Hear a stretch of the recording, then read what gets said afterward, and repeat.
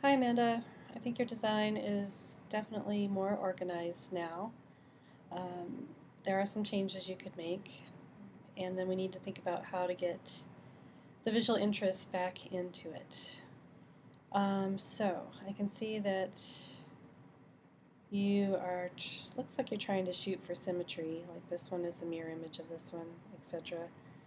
And this is where they meet up in the middle.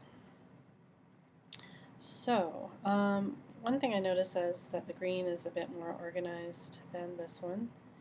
Um, you've got this spot here that's not unifying with the rest, so it's not treated the same way as this one. Obviously, you have a larger point of emphasis that goes across there, or here, than here, which I think is a good thing. I think you need that to add some visual variety to it. But you've got to kind of sort out what this space is. Is it going to be part of this larger one here? Is this going to expand and become a bigger point of emphasis that actually goes across here? And then what about that little leftover spot right there? You have to kind of consider what's happening there. If I didn't say it before, I think your steps are gradating better. You can tell that there aren't as high value contrasts as there were previously. There's a more seamless movement from the chromatic scale to the tints and to the shades. So this has a very soft effect.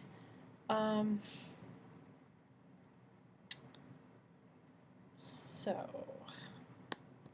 something else you want to avoid is just having this little tiny green triangle there and this little tiny purple triangle here. We've got to get some of the visual interest back into or near the center part of the composition without it being an X marks the spot kind of a thing like it is here and here. Now another thing you can consider, going back to that single visual pathway that moved across your composition, is right now you have movement across pathways, but maybe, this single visual pathway, or this pathway that is part of this point of emphasis, or this pathway that's part of this point of emphasis, maybe it can kind of continue. Like that's what could happen to this little leftover piece once you fix or decide what you're going to do with this small area here. Is it going to become part of this larger point of emphasis here? So you could start out with a pathway that moves between the two perceptual opposites, and maybe it continues, around this point of emphasis, and then maybe it's picked up around this point of emphasis, and maybe it's gradating through that entire scale or portion of that scale. And it's not, it's moving in a very predictable way, kind of following the angles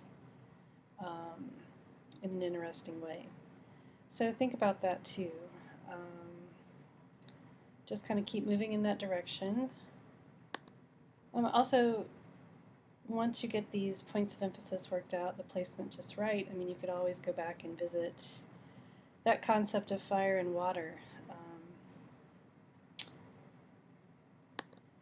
Because right now, you do have fire, you have the perceptual opposites next to each other, but you don't have a lot of pools of chromatic gray or lakes of chromatic gray.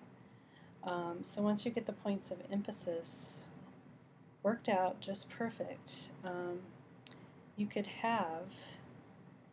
start to kind of degrade or make these points of emphasis go in and out of focus through adding more chromatic grays to them. Now, see how these 2 points of emphasis come together? There's a lot of purple there. So this might be a good place to kind of divide into a pathway here. So all this purple is coming together, and I know you want to focus on the purple, but it would be good to kind of separate them, at least in part, a bit. The same for the green. We've got 1, 2, 3, 4 3 points of emphasis that are primarily green coming together, and this one that gradates between the perceptual opposites. So I know this isn't easy for you, but I know that if you keep working toward it, you will have something that you'll be pleased with.